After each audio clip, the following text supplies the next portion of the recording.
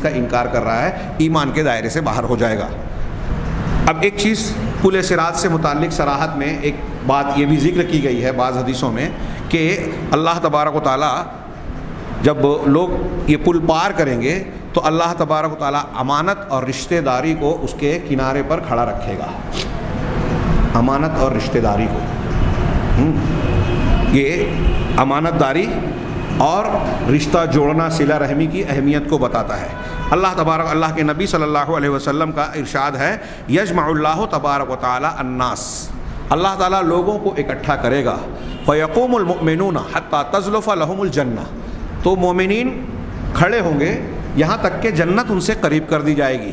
فیأتون آدم، وہ آدم علیہ السلام کے پاس آئیں گے، فیقولون، اور کہیں گے، یا ابانا استفتح لنا الجنہ، ہمارے لیے جنت کو کھولنے کی گزارش کیجئے، کھلوائیے، مطلب اللہ تعالیٰ سے دعا کیجئے، استفتح کھلوائیے مطلب اللہ سے دعا کیجئے کہ جنت کو کھول دیں۔ فیقول، تب حضرت آدم علیہ السلام کہیں گے، وَهَلْ أَخْرَجَكُم مِّنَ الْجَنَّةِ إِلَّا خَطِيئَةُ أَبِيكُمْ آدم، کہ تم کو جنت سے نکالنے والی چیز تو جو تھی وہ تمہارے باپ آدم کی غلطی ہی تھی، یعنی میری ہی غلطی تھی جس کی بنیاد پر میں اور پھر میرے پیچھے تم جو میری نسل ہو ان کو جنت سے نکالا گیا۔ لست بصاحب ذلک، میں اس کام کو کرنے والا نہیں ہوں۔ لست بصاحب ذلک، یعنی یہ کام میرا نہیں ہے، میں اس کا صاحب نہیں ہوں، مطلب اس کام کو کرنے والا نہیں ہوں۔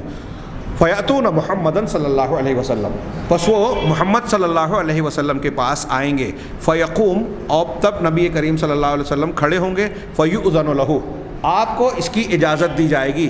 وترسل الامانۃ والرحم فتقومان جنبتي الصراط یمینا و شمالا، کہہ رہے ہیں کہ تب اللہ تبارک و تعالیٰ کی جانب سے امانت اور رحم کو، امانت داری اور رشتہ داری، ان دو چیزوں کو چھوڑا جائے گا، اور یہ پل صراط کے داہنے جانب اور بائیں جانب کھڑے ہو جائیں گے۔ امانت داری، رشتہ داری کوئی مادی چیز نہیں ہے، لیکن اللہ تبارک و تعالیٰ انہیں مجسم شکل دے گا، جیسا کہ اس سے پہلے یہ باتیں گزر چکی ہے کہ بندہ جب قبر میں جاتا ہے تو اس کے اعمال صالحہ، اگر نیک آدمی ہے تو اچھے اعمال خوبصورت نوجوان کی شکل میں آتے ہیں، اگر برا ہے تو اس کے برے اعمال بد شکل، بری شکل میں آتے ہیں۔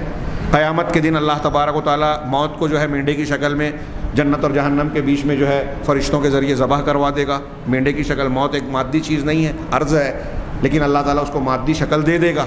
ایسے ہی سورہ بقرہ اور سورہ آل عمران مادی شکل میں بادل یا پرندوں کے جھنڈ کے ساتھ آ کر اپنے پڑھنے والے پر سایہ کریں گے۔ تو اسی طریقے سے اللہ تعالیٰ امانت کو، اس سے اندازہ لگائیے کہ امانت داری کا وسیع مفہوم ہے۔ یہ امانت خیانت کی ضد ہے، یہ مال و دولت میں بھی ہو سکتا ہے، راز میں بھی ہو سکتا ہے۔ آپ کے پاس کسی کی کوئی چیز ودیعت کے طور پہ رکھی ہے، کوئی کسی کی کوئی وصیت آپ کے پاس ہے، یا اور ایسی بہت ساری چیزیں۔ امانت کا مفہوم بہت وسیع ہے، تو اس کا جس چیز کا جو حق ہے آپ نے اسے ادا کیا کہ نہیں کیا، یا اس میں خیانت کی۔ اگر آپ امانت دار ہیں تو یہ امانت آپ کو پل صراط پر گزرنے میں مددگار بنے گی۔ اللہ تعالیٰ امانت کو، اسی طرح رشتہ جوڑنا، رشتہ کاٹنے والا جنت میں نہیں جائے گا، اللہ کے رسول صلی اللہ علیہ وسلم کی بخاری کی حدیث ہے، اور یہ جو ہم حدیث پڑھ رہے ہیں یہ صحیح مسلم کی ہے، صحیح حدیث ہے۔ تو اللہ تعالیٰ نے رشتہ داری کو بھی یہ اہمیت دی کہ وہاں کھڑی ہوگی، اور دونوں پل صراط کے اول داہنے اور بائیں جانب کھڑے ہوں گے۔ فیمر اولکم کالبرق، تو تم میں سے سب سے پہلا شخص جو ہے وہ بجلی کی رفتار سے، برق رفتاری سے گزر جائے گا۔ علامہ نووی اس حدیث کی تشریح میں کہتے ہیں کہ امانت اور رحم کو یہاں کھڑا کرنا، چھوڑنا، یہ ان دونوں کے معاملے کی عظمت کو بتاتا ہے کہ کتنی عظیم الشان معاملہ ہے اور ان کا اثر کتنا زبردست ہوگا۔ چنانچہ اللہ تبارک و تعالیٰ محسوس کیے جانے والی مادی شخصیت کی تصویر اور شکل انہیں عطا کرے گا، ایسی شکل جس کو اللہ تعالیٰ چاہے گا۔ اور یہ کیوں کھڑے ہوں گے پل صراط کے کنارے؟ تاکہ وہ جو شخص پل سے گزر رہا ہے اس کے سلسلے میں جن لوگوں نے ان دونوں کا حق ادا کیا ہو، ان کے لیے نجات اللہ تعالیٰ سے طلب کریں گے، اللہ سے۔ یہ علامہ نووی شرح میں کہہ رہے ہیں کہ وہ اللہ سے کہیں گے، پروردگار اس نے امانت داری کا میرا بڑا خیال کیا، رشتہ داری کا بڑا خیال کیا، تو اس کو پل پار کرنے میں مدد کر دے۔ چنانچہ وہ اس کے حق میں دعا کریں گی۔ یہاں ایک بات اور میں ذکر کروں جو دوسرے علماء نے عقیدے کی کتابوں میں لکھا ہے، علامہ ابن تیمیہ رحمہ اللہ نے بھی العقیدۃ الواسطیہ میں بیان کیا ہے کہ جب پل سے لوگ گزریں گے، پل سے گزرنے کے بعد انہیں ایک جگہ روک لیا جائے گا، جیسا کہ آگے کی کچھ حدیثوں میں بھی اس کا تذکرہ ہے کہ انہیں ایک جگہ روک دیا جائے گا، علی جسر، علی قنطرۃ، ایک جسر پر. تو یہ جو مقام اور جسر ہوگا کہاں ہوگا؟ کچھ لوگ کہتے ہیں کہ جنت اور جہنم کے بیچ میں ہوگا، جیسا کہ روایتوں میں بھی ہے. تو بعض علماء نے یہ کہا کہ یہ جسر عربی میں اس پل کو کہتے ہیں جو پانی کے اوپر سے گزرنے کے لیے لگایا جائے.